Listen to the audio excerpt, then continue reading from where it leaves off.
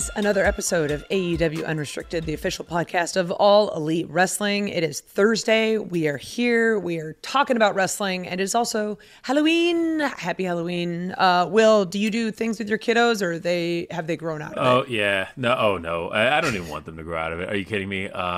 They are, so they're 13 and 10, so it's very much...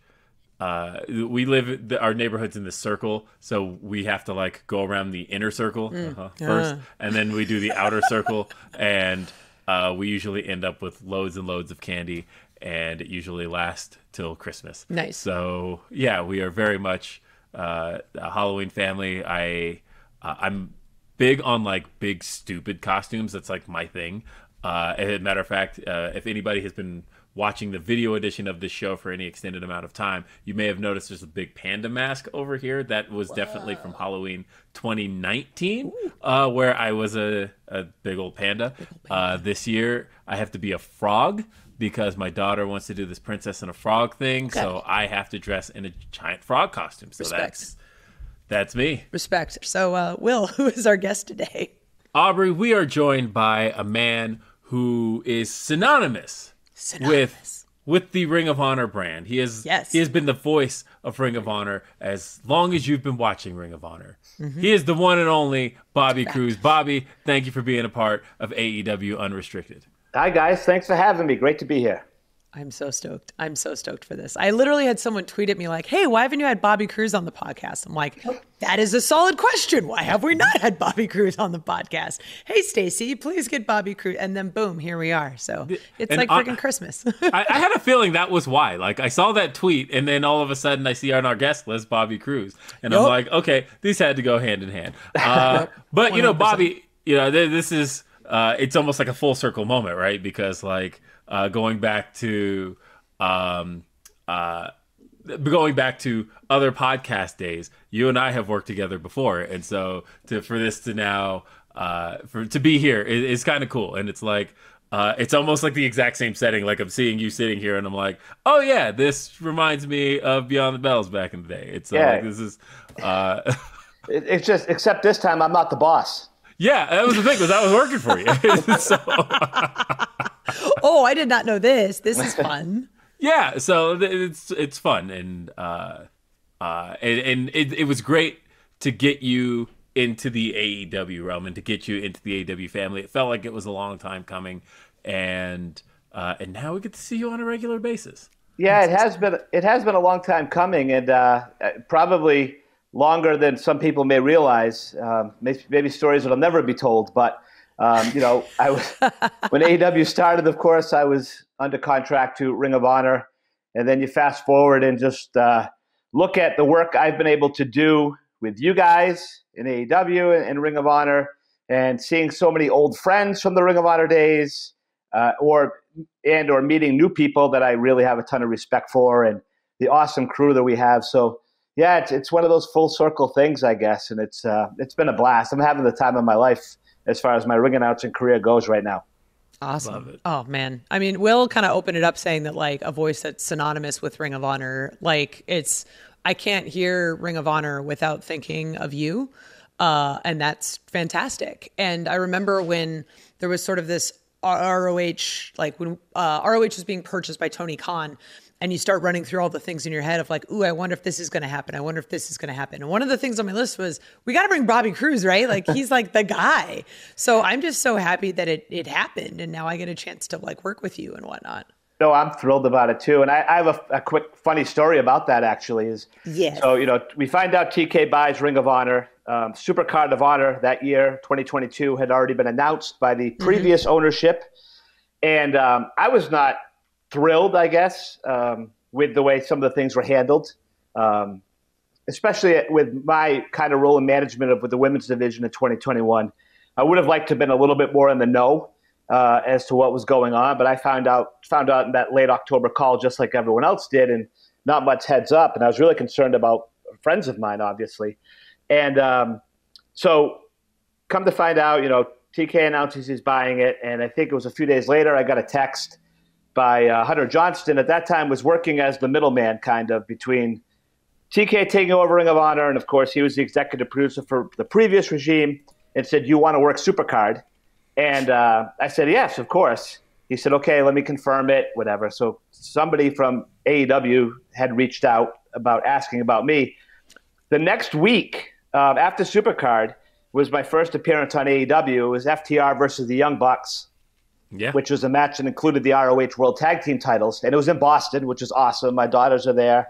And now here I am wondering what was happening with my announcing career and going from doing a Supercard of Honor for Tony Khan, who I wanted to work for Tony since he started, to now I'm on Dynamite. I mean, it was like whirlwind for me in like 5 days. And a former Ring of Honor talent, I don't know if he wants this known, who was with AEW, had brought up the idea of being their personal ring announcer kind of thing, because they wanted to be like doing ROH thing. Kind of like the stuff I used to do with Steve Corino back in 2003, 2004. Yeah. Without the language, obviously. And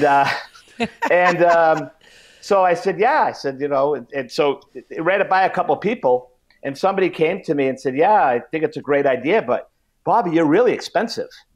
And I remember thinking to myself, I never really discussed any sort of financial thing. I did Supercard with the amount that was asked, and I said, oh, yeah, of course. I was very happy with that, very generous. And so I was like, what do you mean? So it had come about, talk about full circle, when the previous owners of Ring of Honor were going to run Supercard that year. I gave them a ridiculous price. Like, absolutely. Yeah, people can say I'm like Mr. Ring of Honor ring announcer, but the way things went down and the way things had continued to go down for the first couple months of that year, and again, being really concerned with my friends who had bought some new houses, and I wasn't happy with the way they handled it, basically. So I gave them a ridiculous price. Well, AEW, the people at AEW that I was dealing with, thought that was my price, my per night price. Oh. And I said, no.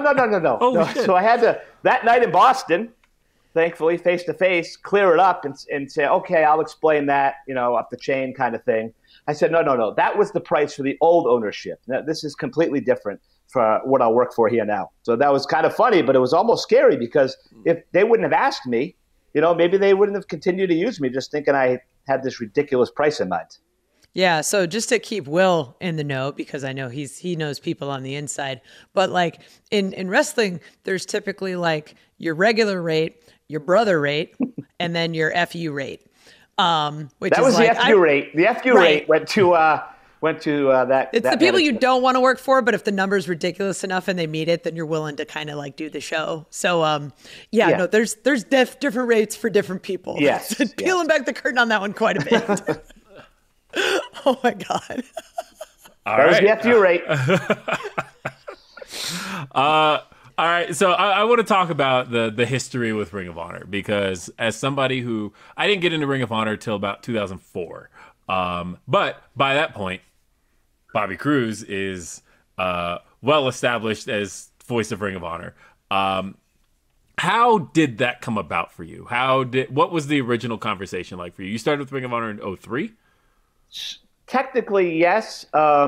Steve Corino, who I mentioned before, I had met Steve a couple years before, around 2001.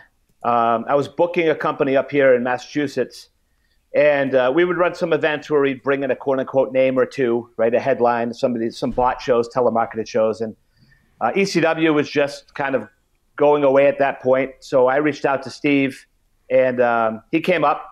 And first time we met, and as he says, we kind of hit it off.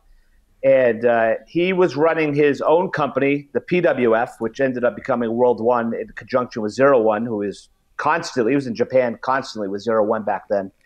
Once a month on a Sunday night in Pottstown, Pennsylvania, which, listen, I love seeing fans and I love going. I hope I never have to go back to Pottstown, Pennsylvania again. At least from here. It's just a torturous drive. Boring, long. It's way out there in Pennsylvania. And then I would, it's always a Sunday night. I'm working the show, and then I come back and drive overnight and go to the day job. And I'm like, this is just, but it all worked out. It was great. So one day I get on the old AOL IM. You remember that one? Oh yeah. Brother. Yeah. AIM. I was a big AIM guy. I get a what do we call it? Instant message from Corino. saying, hey, I have this idea. I'm going to go back to Ring of Honor. I want to have my own personal ring announcer, and I want you to do it. And he ran the idea past me, and I said yes very quickly because it was one of the coolest things I ever heard for a ring announcer, the chance to get out there and just really announce one person, but be an a-hole about it. To me, I thought was just something – it was just something I'd never done before, and I thought it'd be a really cool thing.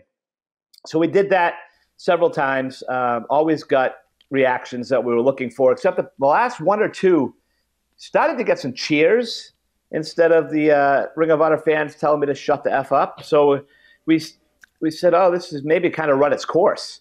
And there was a show, two shows, Dayton, Ohio and Chicago weekend, where we were going to do the Carino intros. And Carino actually got pulled from those Ring of Honor events to go to Japan to 0-1. And Gabe Sapolsky was the booker at the time, said, well, you're already coming. Why don't you just be the ring announcer for the shows? And I said, you really want me to do it straight like I do as a ring announcer? He says, yeah, let's do it. So I did those two events. And then there was another one in Lexington, Mass, near Boston up here, where they had asked me to do that one. And that was in May, I think, of 2004. And I don't think there was much else. They had asked about maybe me being the East Coast guy. And then I think it was October or November of 2004, Carrie Silken, the longtime former owner of Ring of Honor, called me and he said, how's it going? Yeah. He said, hey, if the ring announcing spot becomes available, would you take it? We want you to be our ring announcer no matter where we go, Chicago, Boston, New York, Tokyo, whatever. We want you to be our ring announcer. So I knew they had a ring announcer at the time. So I kind of, I was like, well, my answer was, if it becomes available, I'll take it. And he said, okay, give me an hour. Oh, no. About a half hour later, he called me back. He said, okay, it's available. So, what? Yeah, that's how that went down. And God. Their ring announcer they had been using was not very happy with me. Yeah. It's not like it's your fault. What did I do? I mean, like you were just available. I said, would you want me to say no? I won't take it. Ring of Honor was the cool thing at the time, and it was really going to get me out there traveling more. And so, so I took it, and that was November of 2004. It was Weekend of Thunder with Jushin Liger. Yep. I remember the first night was actually in Boston, which is great. So my first night as the lead ring announcer for Ring of Honor was in Boston, and it was headlined by Jushin Liger and Bryan Danielson. So not a bad way to get going. That's a fantastic way. Just, no big deal. Just two legends, whatever. Yeah, right? They were okay. Oh my God. So you've gotten to work with tons and tons of talent that have come through Ring of Honor that have become, international stars, Bryan Danielson, Samoa Joe, Nigel McGuinness, like the list goes on and on and on and on.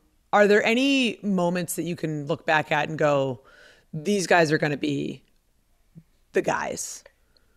It's funny because Ring of Honor, back when we really started cranking, was kind of put in a bubble. And it was like, well, these guys, no one else is going to want these guys. These other places, not that there were many places to go. That's why Ring of Honor was a needed alternative back then. It was you saw the star power, you saw the natural charisma a guy like Samoa Joe had. I mean, it just oozed it as soon as you saw him. Never mind the stuff he did in the ring. He just had a natural presence about him and so forth. And then it was really cool. And it's really cool to reconnect with a guy like Nigel all these years later. Because I saw him when he first came in, had moved from the UK, was training with Les Thatcher back then down in the Ohio area.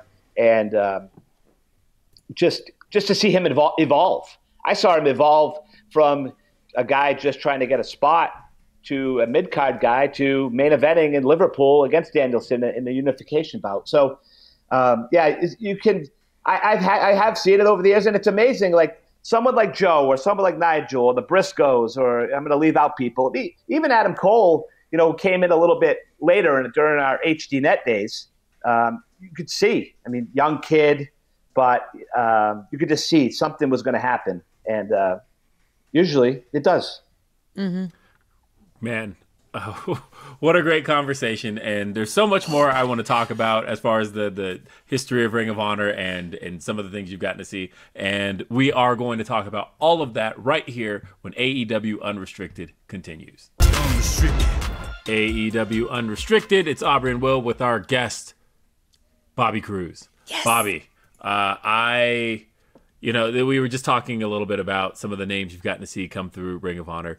And what's interesting is not just the names, but the eras of Ring of Honor, right? Because like when you think about those early years and you've got the HDNet years, you've got those the Jim Cornette era. There's so many different time periods that Ring of Honor went through, and you have to experience it all. Mm-hmm. You have to really get to know these guys in ways that is folklore to the rest of us, which I think is really interesting when you really think about it. Because part of if Ring of Honor never operated another day after Tony bought it, it's kind of easy to say that there's still a lot of value there, simply because Ring of Honor was such a foundation for so many aspects of professional wrestling today. When you look around, everywhere you look in professional wrestling, whether you're looking over when you see guys like Seth Rollins, you see guys like Kevin Owens, you see guys like Sami Zayn, and you look over on our brand and you see guys like Bryan Danielson, and you see Samoa Joe, and you see, everywhere you look, Ring of Honor has a footprint. Adam Cole. Mm-hmm. I want to make sure I didn't leave out any names. The Young Bucks, Hangman Adam Page. There's so many names that Ring of Honor was responsible for bringing to prominence in the wrestling world. And again, you got to experience it all. What were some of those regime changes like, and having to essentially kind of hold on and kind of grit your teeth as things are kind of getting rocky and changing? Yeah, it was interesting. I came into Ring of Honor basically the same year that Kerry Silkin became the sole owner of it. Mm-hmm. And I think that's why he made the call that he made about wanting me to be the ring announcer. I've always said that Steve Corino and Kerry were really the two that helped my career the most, because Steve got me out of New England and Kerry made the call for me to be in Ring of Honor. And here we are 20 years later, and it's been a ride. So, but it's there's a couple of times it's been a little scary, because I remember the HDNet thing was big for us. It was owned by Mark Cuban at the time, and we had never done TV. We were DVD underground company, had done a couple taped pay-per-views that aired on Trading Ring of Honor DVDs was a time, by the way. That was Hey, crazy. I was going through a spare room. I have so many. They used to, if you appeared on an event, they gave you the DVD when it came out. So I have like hundreds in packages because now we just look at Honor Club, right? But the DVDs back then was the only way. And it's like I was on every show. So I have all these DVDs. So. As a podcaster, I used to do giveaways of Ring of Honor DVDs back in like 2005, 2006, because it's like, if you want to see Joe and Kobashi, this is how you're going to watch that match. And that's how it went. So it's great to think back that, like, it's hard to explain to young people today that's how you had to get them. That's how you were going to see those matches. You couldn't just go and watch something on streaming. What was streaming? Yeah, exactly. But getting back to your question, I remember when Gabe Sapolsky was let go. We had a show in Edison, New Jersey. I was driving back from it a Saturday night, and Kerry called me, and he told me that he let Gabe go. And I thought the world would be falling then, because Gabe was Ring of Honor. Gabe was there from day one of creating Ring of Honor, and it was he came up with some stuff that in my booking mind I could never even dream of. So just some really awesome stuff. So I always thought, like, Gabe, if there's a Ring of Honor, Gabe will be the booker, which isn't real life.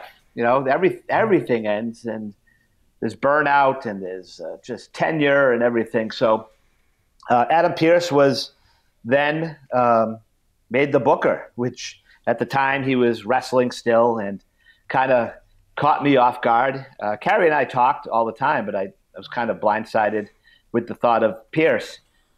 Pearce was a funny one, because when Gabe brought him in to be a wrestler, I think his first night with us was in Long Island, and he had gotten my email from Gabe, and he dropped me an email, which I never expected. I'd never met Adam before or anything. And he literally said, I've watched you over the years. I always wanted to be in Ring of Honor, to get to Ring of Honor and have you introduce me. I think you're awesome and this and that. And we kind of just bonded from there, because I always, when I started to get to know him, I thought he was a complete jerk, to be honest with you. And then we started talking, and then when he took over, I became, he to this day would say that I was his right-hand man. I was kind of person he would bounce booking stuff off of, but I was also booking all the extras back then. There were some people that are in AEW now, like Adam Cole, that literally came, their first times were coming to Ring of Honor at the 2300 Arena when we taped HDNet, and when Pierce was the booker and I was booking dark matches and stuff like that. So then when Pierce got let go, it was like, okay, now what are we going to do? And again, I didn't see this coming, but Delirious gets made the booker. Mm-hmm. Had no idea. Carrie tells me, I'm going to make Hunter the booker. I'm like, okay. And that's kind of when Cornette came back in as well. Cornette had been in TNA and his time kind of ended. And I was no longer doing any of the behind-the-scenes stuff I had been doing. I just went back to doing ring announcing stuff. And then just to fast forward, when Sinclair Broadcast Group bought it, there were all sorts of rumors of who was buying the company. Like, it wasn't a secret that Carrie had pretty much stretched himself as far as he could financially, keeping the company alive. He did that several times.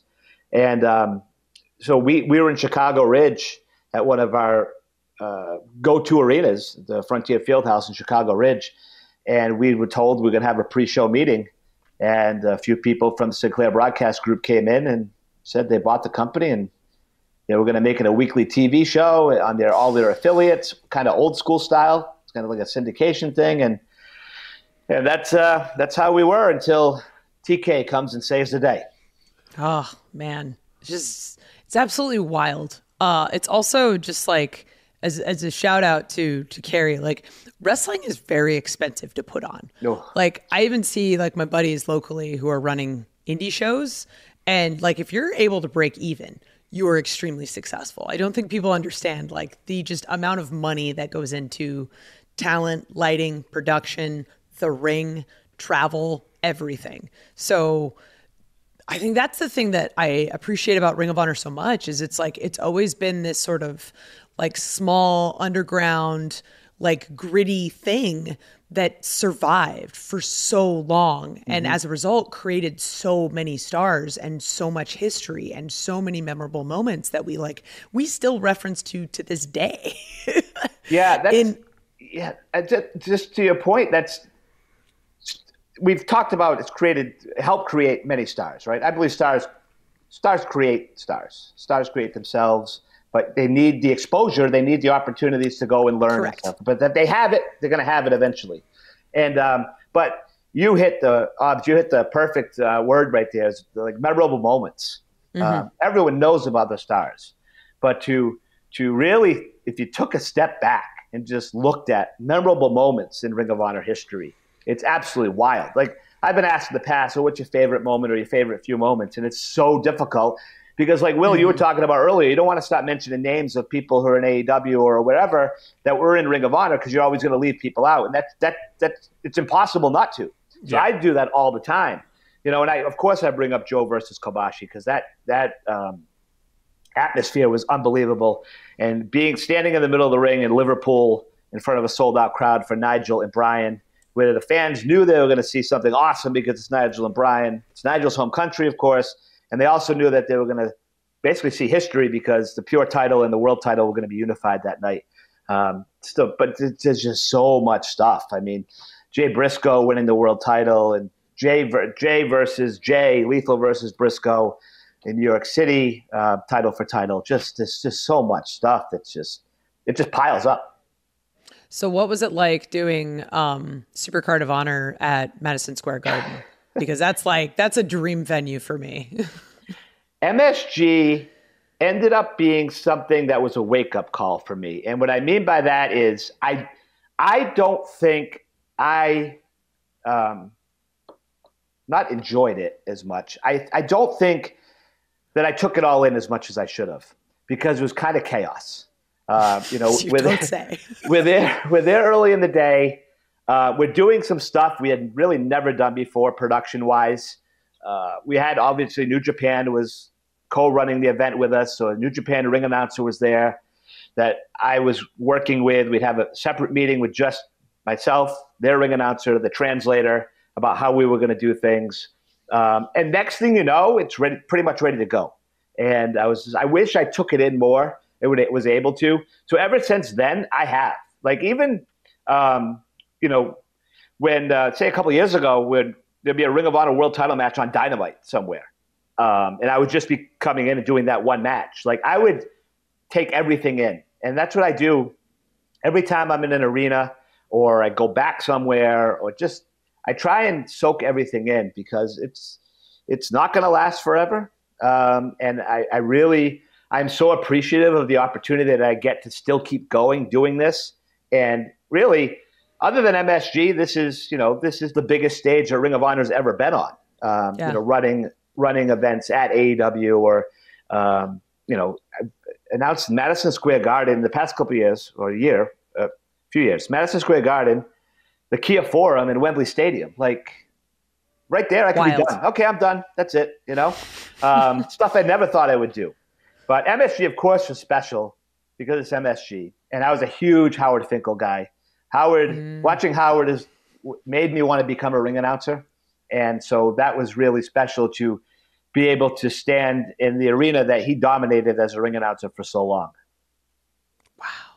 Oh, man. I do have to say, though, as a Boston native, did a piece of you die just a little bit, just being in Madison Square Garden and just thinking, like... Good question. No, not at all. Not at all. It's funny, I never thought I would do Madison Square Garden, so that was awesome. Now, the past couple of years with AEW, being able to do TD Garden. I was going to say, you've got to do TD Garden. Yeah, there was, I think at the first time, right? 2023 was... 2023 was the first TD Garden that was Blood and Guts. That's the one where I didn't have anything. We weren't doing Ring of Honor or anything that night, but, that's the arena that I've gone to hockey games with my daughters and so forth, and that's our team, where our teams play. So I text Mike Mansouri a couple of days before, and I said, hey, do you think I could just do a dark match? So I can say I announced in TD Garden to be really special. And ended up doing the dark match that night, which was cool. We got something coming up here that I'm praying we do some ROH for in Providence. Providence is my building. As much as TD Garden meant to me, Providence would mean even more. It's the old Providence Civic Center. Then it became the Dunkin' Donuts Center. Now it's the AMP, the Amica Mutual Pavilion. But to me, the Providence Civic Center. November 7th. November 7th. Thursday Collision taping. So I'm hoping we got some ROH that night too. I'm on that show. It's 30 minutes from my house, but. Oh, look at that. Doesn't hurt. No, but that building specifically, that's where I used to go as a young teenager every month to go see house shows and so forth. That building really, my grandfather used to take me. So it really has a lot of sentimental value. I've always just said, that's another one. Just give me one match in that building and I'll be thrilled. So hopefully November 7th, Providence, let's do it. Hell yeah. Oh my God. Well, we've got a lot more to get to. This has been such a great conversation, and there's still so much more to talk about. We're going to hit you back at this third portion of the show right here when AEW Unrestricted continues. Unrestricted. AEW Unrestricted, Aubrey and Will having an awesome conversation with ring announcer extraordinaire Bobby Cruz, who, if you're watching the YouTube edition, we've seen 3 different versions of Bobby now as the light has changed position multiple times in his house. I love it. The reality of broadcasting. Twilight in New England in the fall. This is what we deal with. Hey, but now we get nice fall decorations in this There one. we go. So there we go. It's awesome. Making it special. Anyway, speaking of special, kind of hard to not talk about ROH and AEW without eventually talking about All In and how special it was in 2018 in Chicago. At the time, it was the Sears Center. How did you get involved in the history-making show? It was funny. I was getting asked because it quickly became in vogue to be all in. Are you all in? Are you all in?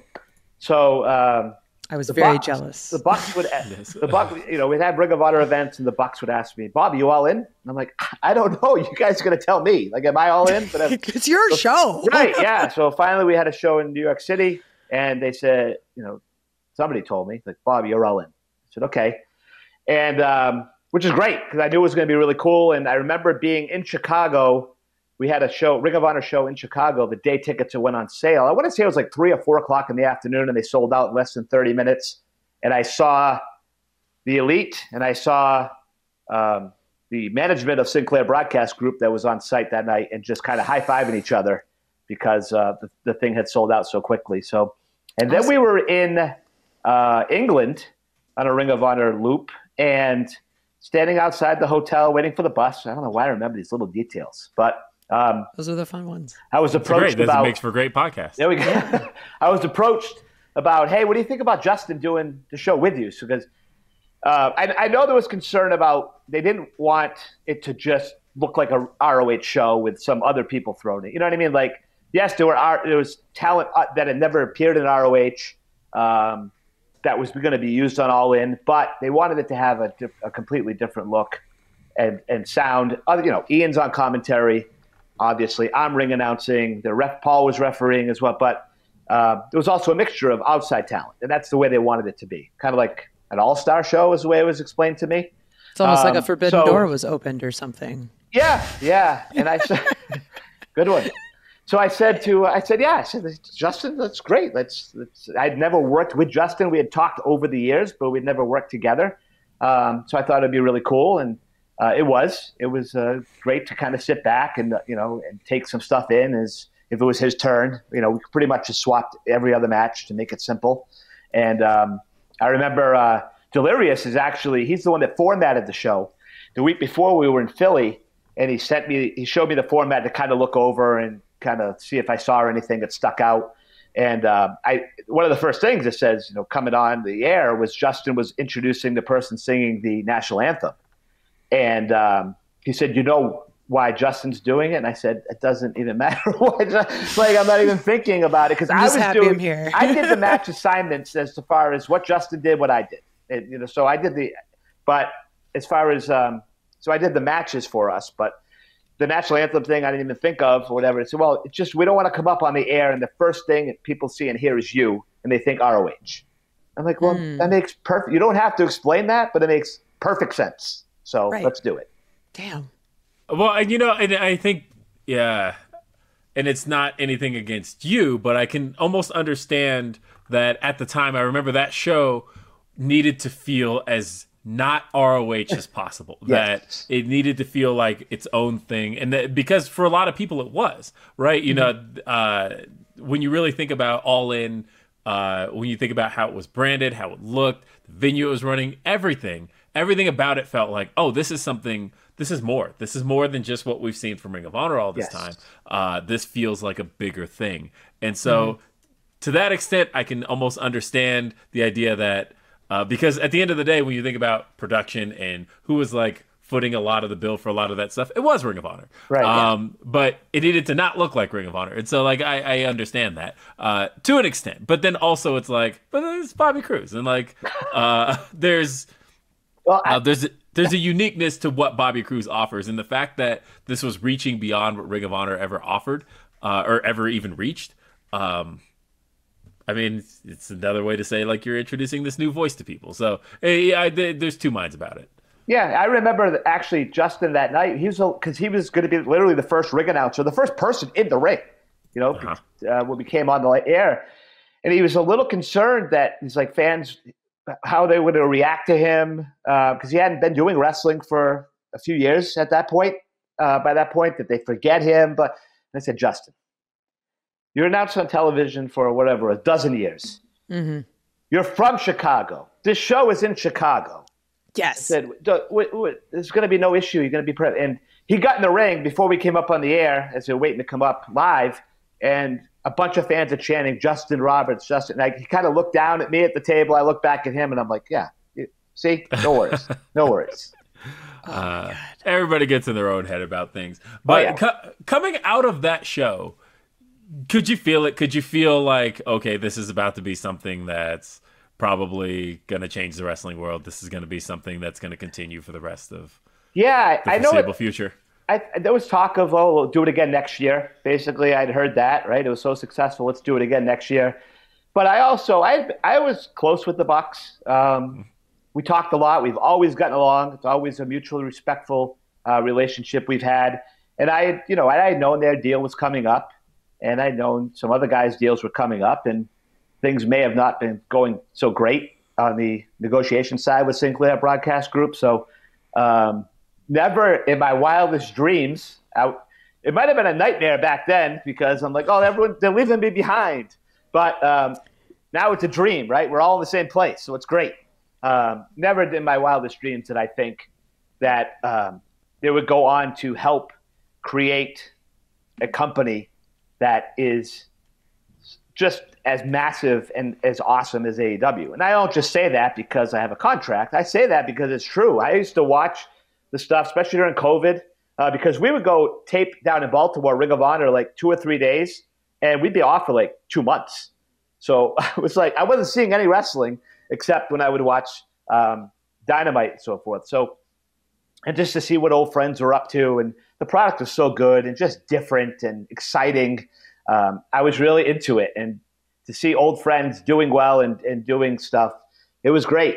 But I guess it would have been interesting to see if Sinclair Broadcast Group would have blown them away with an offer. Would have this still gone this way? Who knows? I'm glad it went the way it did because pretty much, TK's been so awesome, especially when it comes to the ROH side of even if it's just a sporadic one-off for TV or a pay-per-view or something, like TK knows Ring of Honor. TK respects Ring of Honor. It's not just, let's put up an Honor Club. People can go watch Joe and Kapashi 50 times. No, it's like, original content every week. And so we've done some really, really cool stuff with what we tape weekly for Ring of Honor. And just like, the Ring of Honor, I think every Ring of Honor title has been defended on AEW programming, which is really cool too. It's not just, it's just Ring of Honor and we're going to tape it here, we're going to tape it there and put it on Honor Club and 3 times a year have a Ring of Honor pay-per-view. No, is it just the women's TV title at this point that hasn't? Yeah, that's probably the only one. Because it's new.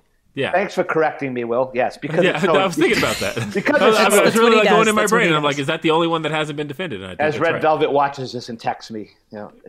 Like, hey, Bobby. But that would obviously is the newest one. But that's it's just been really, really good. I am. It sounds so corny. I say it all the time. I've had this conversation with Mike Mansuri multiple times where I just feel so blessed to still be doing this and doing it. And I think at a high level on AEW programming in front of the fans that we have, the crew. I mean, this crew is like awesome that I get to work with backstage and in the truck. And it's, it's just, I really, really feel blessed. Yeah. For people who don't know, we have about between 200 and 250 people, staff, crew, talent, like everybody every week at TV. So to be a part of that team, like it sounds like a lot of people, but it's actually really small. So to be a part of that group that does live television multiple times a week is pretty damn cool. And just something that like, I'm glad you're grateful for. I'm grateful for. I don't want to speak for Will, but I'm pretty certain he's grateful for it as well. Are you kidding me? Pinching myself every week. Hey, before we go, I always like hearing Jay Briscoe stories from people who worked with him so much in Ring of Honor. Do you have a Jay Briscoe story that stands out in your mind? I probably can't swear, right? So you can within reason. I'm not going to. I said F before. I said the letter. So Jay Briscoe. I have a lot of Jay Briscoe stories, obviously, over 20 years, but what a treasure and not only a talent, but just that whole family, just to be around them. It's just awesome. But there was a time where every event we had for Ring of Honor, we would pass each other in the halls or see each other by the ring in the afternoon or something. And he was one of the few people that I ever allowed to call me Bob. I hate that I hate that name, Bob. I just don't like it. I'm a junior, so that was my father, and I like Bobby, and I think it sounds more like show busy too, Bobby. It does. People think my name's fake, which is whatever, because the way it's spelled, like Tom my Cruise. name is, so it's fine. But anyway, so we would see each other, and he would just, the first thing after maybe we'd have a quick hug, we'd part ways. I'm walking away. Bob, don't F it up. And I said, okay. And it didn't matter like what match. We didn't even know. It could have been 10 matches on the card. Like, don't F up any of them, basically. But then he'd have a world title match or something. We'd be doing like the old school in-ring intros. And he would come in, and he's doing his beauty shots and everything. And he would turn to me, Bob, don't F it up. And do the in-ring intros. He'd have his match. We're done. I'd see him afterwards and give a high five or a hug. And he's like, Bob, you didn't F it up. Good job. Same thing every time. It used to crack him up that I would, because sometimes I would really put it over and be like, man, would you stop? Enough. I'm not, it's going to get in my head. I'm going to F it up. But no, that's just one of the small things. Just a really, really fun guy to be around. Oh, man.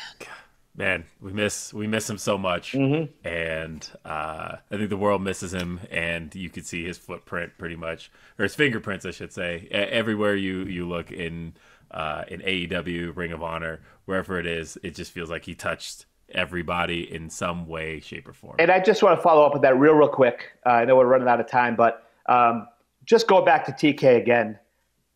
The respect that he has for Ring of Honor, but Ring of Honor's history and the people in it.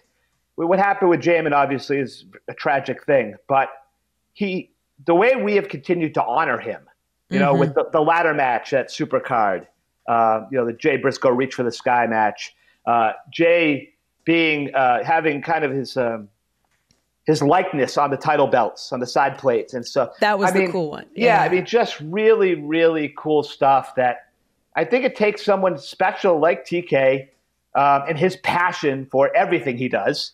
But, one of those things is now Ring of Honor to just, little details that are really, really cool.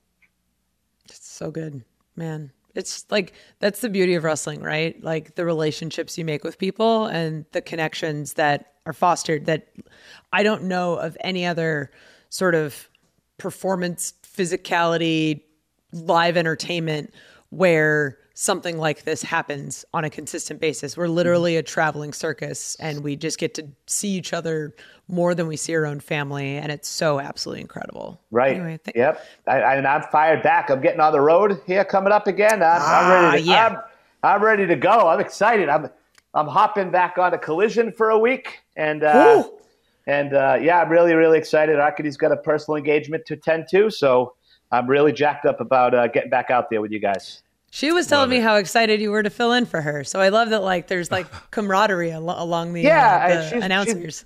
She's been great and so respectful. We had a heart-to-heart one day. She's like, you're not mad I'm going on Collision? I'm like, no, I was just like the foster dad until you were ready to come adopt. You know what I mean? I was just keeping the microphone and the seat warm until you're ready to go. But she's doing great, and she's a really good person. I really enjoy working with her. So yeah, I can handle it for a night. I got it, Arks. Don't worry. Oh yeah, she could take care of it. It's great. Well, this whole conversation's been great. Thank you so much, Bobby, for stopping by the studio and moving your computer frequently throughout your house so that we could see your beautiful face. Really appreciate it. Follow Bobby on Twitter, Real Bobby Cruz, and of course you can listen and follow this podcast, AEW Unrestricted, on Apple Podcasts, Spotify, all of the fun podcast apps. Check out video episodes of this podcast on our YouTube channel. Hit the subscribe button. They come out roughly on Mondays. Catch all of the latest AEW shows on the go when you download the TNT and TBS apps from the App Store and Google Play. Then sign up for a weekly newsletter at tntdrama.com/elitefleet to get updates on the upcoming shows, live events, sweepstakes, merchandise, and more. Dynamite, TBS Wednesdays. Rampage, TNT, Fridays. AEW Collision, live, Saturdays, TNT. And of course, don't forget, ROH streams literally every Thursday on Honor Club. Listen to this beautiful, beautiful voice of Bobby Cruz there, as well as all of the history, 20-plus year history of Ring of Honor on there. I am Aubrey Edwards with Will Washington. Thank you so much for listening to AEW Unrestricted.